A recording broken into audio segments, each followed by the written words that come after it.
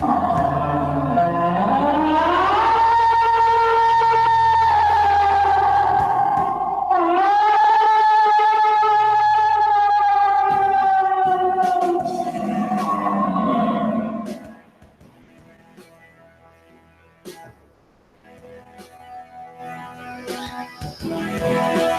back, everybody, to the Squatchers Lounge podcast. That's right. We are back live tonight, Wednesday, the last Wednesday of June 2019, the 26th. That's right. Pi Expedition is behind us. I am fairly recovered from the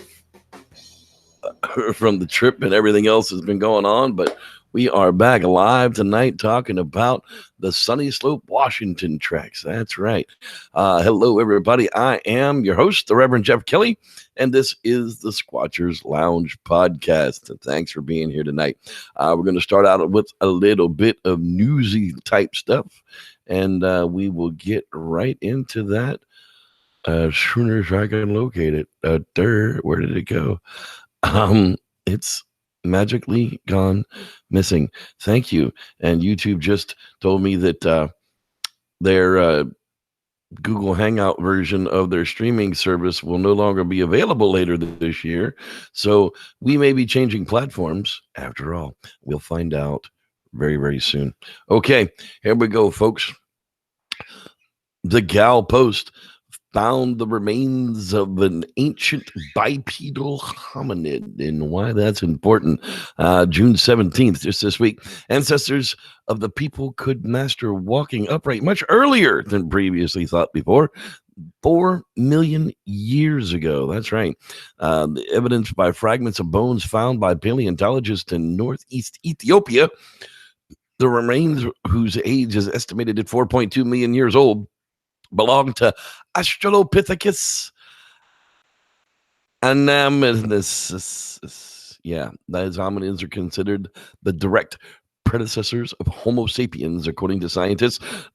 Have not found the complete skeleton, but 7 vertebrae, and it was enough to draw the conclusion about how to move this creature. The first vertebrae of Australopithecus was divided into 2 shares, and this feature is in humans, but not in primates. According to experts, this locking mechanism held the head in a stable vertical positioning, allowing them to use the upright walking stance. So there you have it. Things are always changing in the fossil record. We'll never really have a complete view of what's going on out there. As far as Bigfoot is concerned, I would be more interested in Paranthropus bones, but hey, this at least tells us that there's lots of things going on out there. Okay. Moving right along, science news. Capuchin monkey stone tool use has evolved over the last 3,000 years. That's right. Even the Capuchins are using stones. Excavations in Brazil have pounded out new insights into the handiness of ancient monkeys. South American Capuchin monkeys have not only hammered and dug with carefully chosen stones for the last 3,000 years, but have also selected pounding tools of various sizes and weights along the way.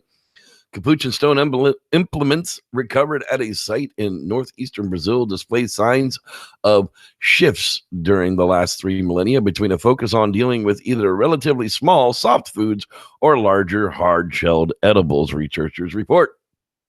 These discoveries described online June 24th in the Nature Ecology and Evolution are the first evidence of changing patterns of stone tool use in non-human primates. That's right. Look at how clever that little monster is. His brain is only the size of, like an avocado, if that. And somehow they're as smart as we are. All right, moving on to some Bigfoot stuff here. June 20th from the Southside Times. One usually equates Bigfoot or Sasquatch sightings with remote mountainous regions in the Pacific Northwest, but not to the Hoosier State. Indiana is not immediately thought as a hotbed of cryptid encounters. Or is it? Believe it or not, Indiana has its fair share of Bigfoot sightings throughout the years. Continuing into present time, it would seem these critters know no boundaries, resulting in many scratching their heads and intellect over a puzzling mystery, and not only folk tales from the past, but continued sightings in the present day. Witnesses are as diverse as their experiences, involving anyone from casual day hikers to forest savvy hunters and fishermen. All have one thing in common: having seen or heard something they can't explain. And that's really what it is all about, people. Getting out in there into the woods and just experiencing what you experience. It happens, it doesn't happen. All right, we'll move right on down here to Channel 9's Bigfoot lures thousands of tourists into southeast Oklahoma. There you go. The Hoochie Oklahoma, spying Bigfoot in southeast Oklahoma is easy. He's hanging out at nearly every roadside gift shop. Actually, I see him every day when I come to work. I think it's fun for people, the unknown, and just the thrill of the hunt. For the thousands of tourists that flood into the small town each year, they've hit a jackpot. From t-shirts and hats to yard signs and even bath bombs. There's plenty of evidence that Sasquatch does exist in the retail world, at least. We can't keep enough of this shirts in stock. I mean, it's a good souvenir, I guess. Now think about it, people. If they're this much into the merchandising and materialism that comes along with Bigfoot, the sightings in that area may very well be garnished for effect, maybe. Not really too sure. Willow Creek has been known as a Bigfoot haven for a long time, and they have the Bigfoot Festival going on there, but you don't hear a lot of Bigfoot sightings in that area. All right, wrapping up the news this evening. The search for the elusive Bigfoot creature is probably hiding deep in the Santa Cruz Mountains. This one article came out this week, and it is again the feature on the Bigfoot Discovery Museum in Fulton, California, just south of me here. Mike Rugg was 4 years old when he saw the Bigfoot, and he's been chasing them ever since. Behind the desk of the Bigfoot Discovery Museum in Fulton, California, is the curator, the airsuit, the bespectacled cryptozoographer Rugg stands encased in a womb of Bigfoot memorabilia. My parents tried to talk me out of it. They said it was a tramp, so I was a repressed memory. I know that Bigfoot are real, and I know that people see them. And there's the man himself, still keeping the museum open. It's been in peril a few times in the last few years, and the equipment that is in there is very antiquated, but the enthusiasts and the museum itself at heart is really why you should go in and support the guy. He's got some casts in there that you can buy that are relatively inexpensive. The wealth of information of the area is sitting right there, and they won't be with us forever. So if you're going through the Santa Cruz Mountains and you're going anywhere near Felton, or you want to come out here just for the experience, go see Mike Rugg, and then go camp in Big Sur and tell me how it worked out after that. So you can check this one out, is on the Road Trippers, and I'm glad to see that they've gotten involved with keeping those types of things up. All right. Lastly, don't forget Reverend Jeff's Cryptid Corner and Paranormal Escapades. That's right. We are live on patreon.com/Cryptid Corner. If you like what we do here, consider becoming a patron. $1 gets you the general admission ticket for all of the member-only stuff that's posted up there. All right, folks. And that, my friends, as they say, does it for the news. I thought my voice was going to be capable tonight, but it's already weakening a little bit. So let's take us a moment of a break and give you guys what you always come here for. I don't even know if you come here for me. I think most of you come here to listen to these. It's a quasi theory from the quasi scientist, Mr. Dean Cooper. And now, quasi theories from a quasi scientist with your host, Dean Cooper. The forces of annoyance hypothesis. I am certain that the universe itself is intelligent and creative, from the highest heavens to the lowest atoms beneath our feet, from the beautiful form of a galaxy to the whorls of a mouse's toe print. Creative intelligence is displayed. In ancient metaphysics, the one initial intelligent force was said to have become two, then three, and then many, while still being one force overall, with all forces sharing in that intelligence. All the ancient cultures gave names to these individualized forces. At the higher, more cosmic end, you've got your archangels, your gods of Olympus, your Hindu devas. Down lower, you get your Arabian jinn or genies, your leprechauns, your Lorelei, and your kobold. Down at the bottom are your fairies. When you get down to our level, the subsets of forces we encounter are less intelligent and cunning. The force I will discuss today is a small force, localized to your immediate vicinity. It is the force that ties a knot in the garden hose you just straightened out, that jams a spatula half upright when you go to open a kitchen drawer. You can tell when this force is activating. You brush your teeth. Then when you bend over the sink to spit out the toothpaste suds and rise back up to see how white and shiny your teeth are, the medicine cabinet door is just a tinch wider open than you left it, so that you bang your head on the corner of it. Then when the tears of pain subside a bit, you look at your smile. You see a little piece of spinach that was not there before you started brushing. Then your coat pocket will snag on the doorknob on your way out and rip that pocket just a bit. You think, I couldn't do that on purpose if I tried a million times. Yet, it happened. Next, your untied shoelace, which you know you double knotted, will get caught between the door and the door sill as you close the door on your way out. This sequence of events is now beyond all likelihood of being random. A low level of cunning intelligence is implied, with a sense of humor of a clown with a pie in his hand.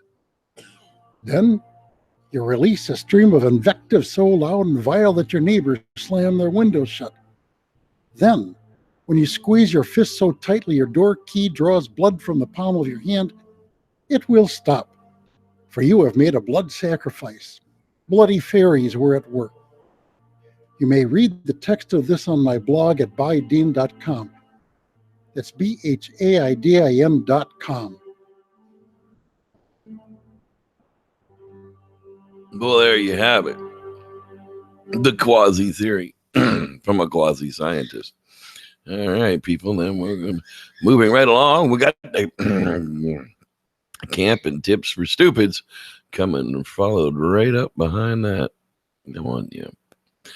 Wow, everything is so slow tonight. It's okay. We'll get there. Well, that's uncalled for. Camping tips for stupids. Tip number 42. God is good. That's why he made all these motherfuckers. Wasp. Bug season is upon you all, and you're all gonna die. Wasps are the most widespread, common stinging insect out there, buzzing all around, looking for easy victims. Hippie liberal millennials with their damn man buns. All you all is gonna get stung. It's a fact of life, I'm afraid. So here now are some tips and tricks on how to ease your suffering and greet your ancestors in the great halls of Valhalla like a boss.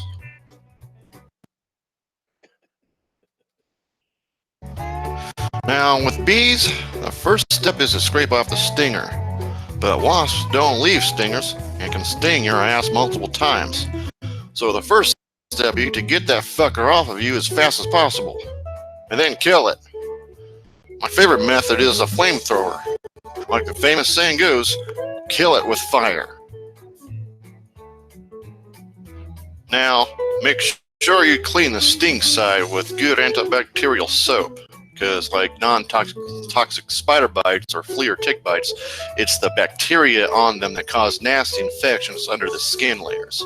So wash your dirty ass with soap. Then put an ice pack on it to stunt the swelling, and take some pain pills. And then thank your God that you don't live in Japan, where they have the Asian giant hornet, which can reach up to 2.5 inches in fucking size, actively hunt and destroy nearby bee colonies, and have a 1/4 inch stinger with venom so goddamn powerful it actually dissolves little pits of flesh around the sting site.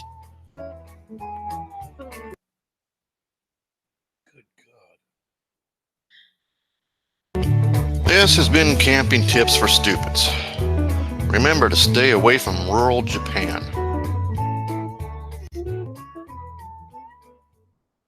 That's right. Avoid rural Japan, because those things will eat anything.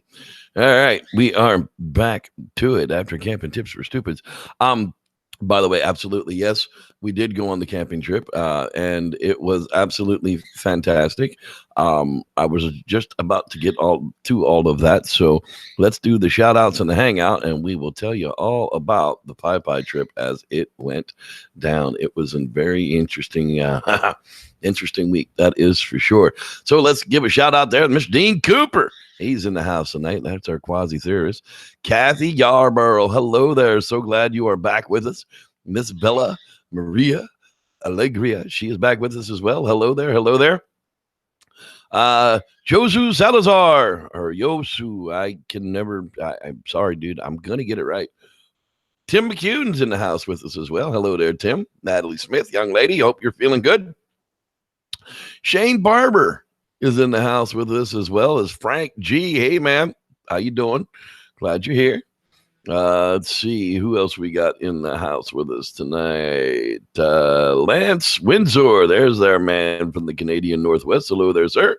Amy Dickinson. Hello there. Back at you. So glad you've joined us live on the air tonight. Can Squanch is in the house. Finally got a picture. There we go. Now you can actually see what Can Squanch looks like. The Reverend Matthew Gaines. Reverend. That's right. There's a whole bunch of reverends in the house. Donald Fuller's in the house as well. Hello there, Mr. Donald. Kid. Sorry, dude. How you doing, buddy? Don Reif. Unfortunately, Don didn't make the camp out with us. His van pooped out on him, and it's a god-awful shame because we missed you, buddy. We really did. But we will be doing more camp outs, so don't worry about it. Talking about September going in your direction, so it might be easier of a trip. Travis Eastlick, hello. Glad you're with us. Rod Dupree, he's always in the place to be. Giggity goo. That's right. Obsidian Radio, hello there. Glad you were back with us. Cody Johnaway, stepping up to the plate next. Cody Johnaway. All right, let's see here. Candy Apple's back in the house. Hello there, Candy. All right, let's see here. Moving on up there, Mr. Sam Squanch Rivera. Unfortunately, he didn't make the camp out with us either, Mr. T-Bone. I swear, every year, you poor bastard, you just get the worst luck when it comes to coming to the camp out. You will make one of these years, I'm sure of it. Let's see who else is in the house with us tonight. Let's see here. Well, I'm getting down to the bottom of it. If you haven't said hi to me, I don't know you're there. Mr. Sean Kelly, that's my son, everybody. Hello there, boy. I'm glad you're watching live with us tonight. All right. And John Leland, hello there. So glad. Gary Connor, hello there. Glad you were with us as well. If I missed you, say something to me, and I will give you a shout out towards the end here. I don't want to miss anybody. All right. So, actually, we did. We went down into the Pai Valley on the 12th, and it was funny. There was originally 18 people signed up to go out to the camp out, and that whittled itself down to 12, and then it whittled itself down to 9. And then in the end, it actually whittled itself down to 6 people. It was a very, very intimate camp out, to be honest with you. It was the two of us plus Danny and Danny Boy and Shauna came up from the San Fernando Valley, and Chris Cullings came in from Kentucky with his friend Andy. And it was the 6 of us down there in the Pai Valley at camp. Well, not just the 6 of us. I mean, literally the camp was entirely booked full. I mean, every campsite was full every single night. Everybody had a good time. We kind of put the word out there on the first day that, anybody sees anything that's out of the ordinary, if you come across any tracks you can't explain, if you come across something that you think somebody should look at, come find us at the campsite, and, we'll be glad to load the 3-wheeler up and we'll go take a look at it. Honestly, over the 4 days, some people took us seriously. Some people didn't. Talked to a bunch of people about Bigfoot, and, nothing really came up during the camp out that really drew our attention away from what we were doing, other than having a really good time at the river. I mean, that's it. The river was so high, unfortunately, there weren't any fish to be caught.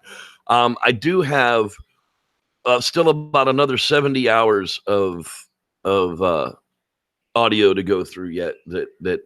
And that includes the Eskil Flats night. First couple of nights we just kind of stayed in camp. We did some road squatching. I don't know if you know what road squatching is, but basically it's when you go out at sunset and you drive the roads and you're looking for animal movements, Bigfoot or otherwise. It doesn't really matter. That's when the animals are moving, is an hour before sunset to an hour afterwards. And to be honest with you, there was lots of big animal sign, but we just didn't see any big animals. We didn't see any bear. We heard some coyotes, but I didn't see any coyotes. Finally, the last night that we were there down in camp, we went up over Elkins Flat, and Elkins Flat is actually the top of the ridgeline that looks down over the Pi Valley, and we sat there for an amazing sunset that came in on us. Then the moon was a full moon rising behind us. We did some calling and some wood knocking, and you always wonder if there's a response there. You don't expect it. I never expect it.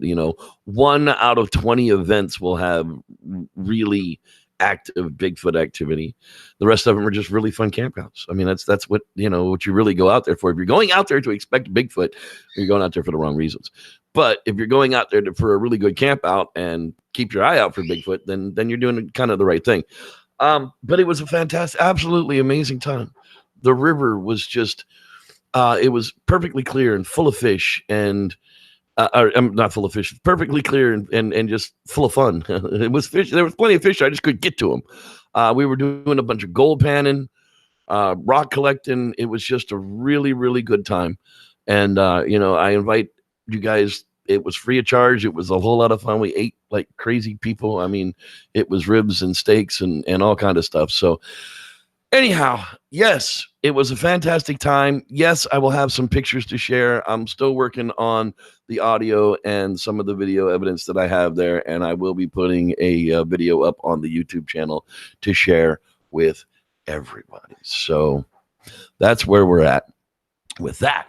Okay. All right. So now we are up to it. That's right. We are going to talk about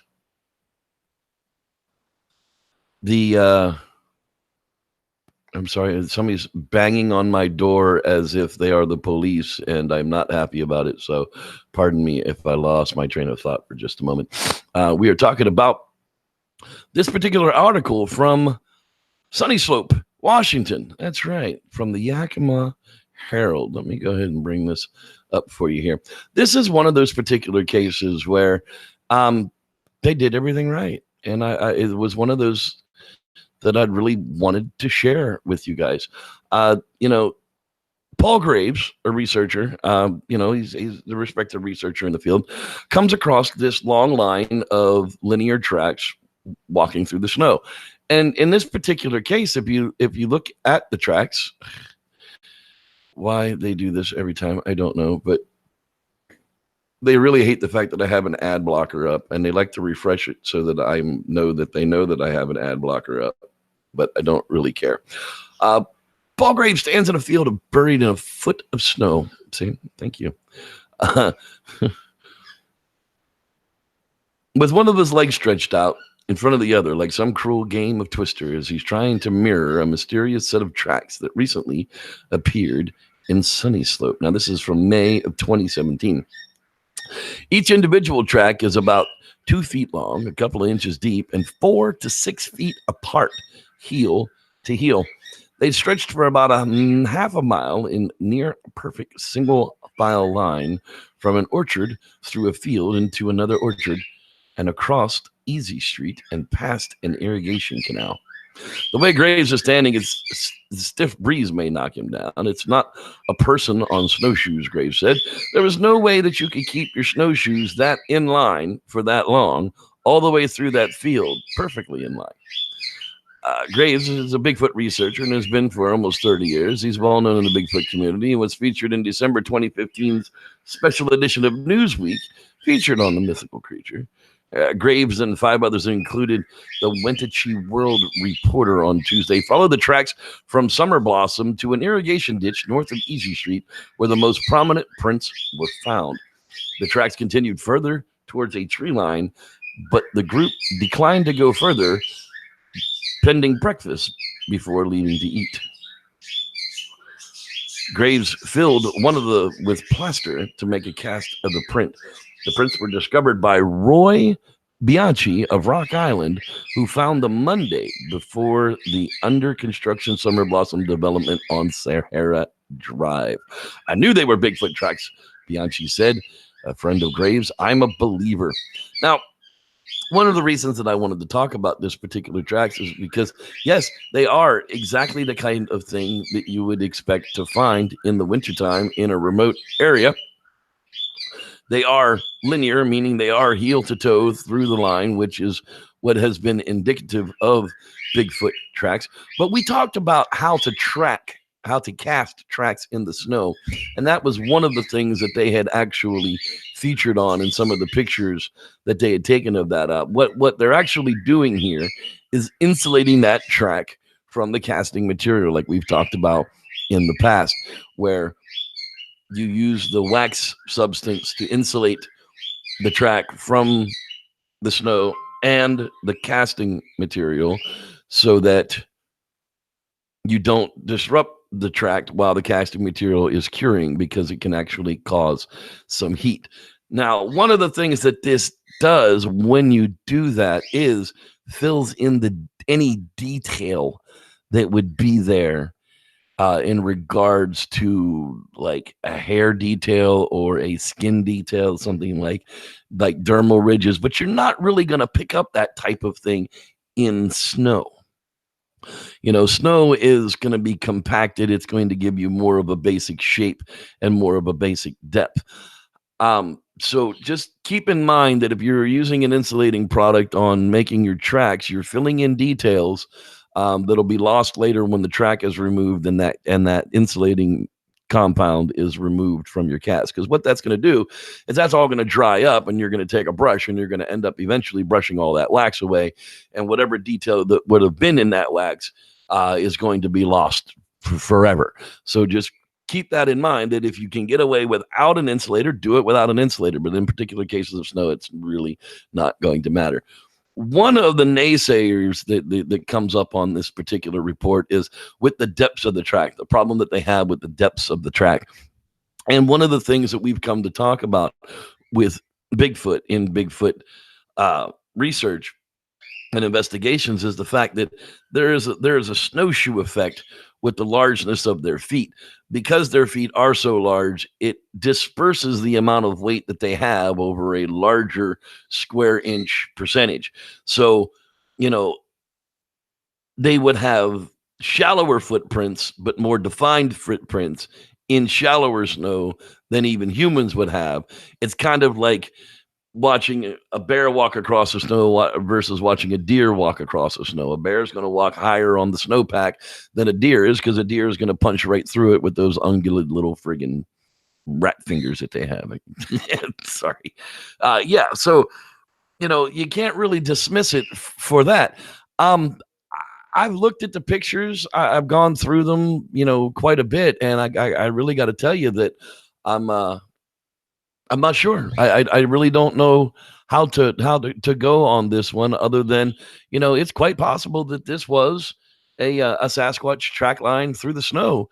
And, you know, maybe this is the kind of thing that we need to look for in the future as well. But doing the right steps in the investigation is far more important than them actually finding them to be Bigfoot tracks. And that's one of the things that this particular case did right, is they somebody who found the tracks didn't know what to do with them, contacted somebody that did know what to do with the tracks, and somebody that did know what to do with the tracks took the proper steps to preserve what they could. Pictures were taken, measurements were taken, scale is important. And, you know, that track cast is more of a trophy, especially coming out of the snow, especially in a case like this where you can definitely tell that there's been some snow melt and some blow across the tracks themselves. But, you know, even though it's a trophy, it's still pretty damn cool. So that, my friends, is going to do it. My throat is done. I know it was a short edition, but I do have a Bigfoot campfire story for you here at the end that is very enjoyable. Let me make sure I didn't miss any late nights. There we go. Mr. Brown Dwarf showed up late. Hello there. Squatch Box and Christopher is in the house. Hello there. So glad that you guys showed up. I didn't want to miss him as well. So glad my son Sean showed up tonight. Thank you, son, for hanging out with us. I appreciate it. And we will see all of you guys next week. Same time. Same bad channel. That's right. Right here at the Squatchers Lounge podcast. Next Wednesday at 8 p.m. Hello, Heather Linlin. So glad you made it in so I can say hi to you as well. And with that, enjoy this Bigfoot campfire story, and we will see you next week right here at 8 p.m.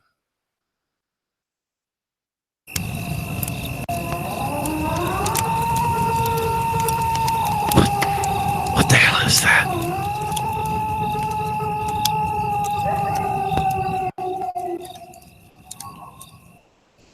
I don't know about you, but I'm pretty sure that was a Bigfoot. Let me tell you a story. Well, this story was told to me by Pete the Caver. Now, Pete spent much of his free time spelunking. That's cave exploring for regular folk. He's up in the mountains of the Great Smoky Mountain National Park, and it seemed one event, something unexpected, caught his attention. Let's hear his story. Well, I've been camping out near the Harryman Cave system, just on the outskirts of Klingman's Dome. The system isn't very well known, and unless you've been there before, I doubt you'd find it for yourself. But I was lucky enough to have gone to school with a local man named Bill. He was kind enough to take me on a hike and show me the entrances to some of the caves.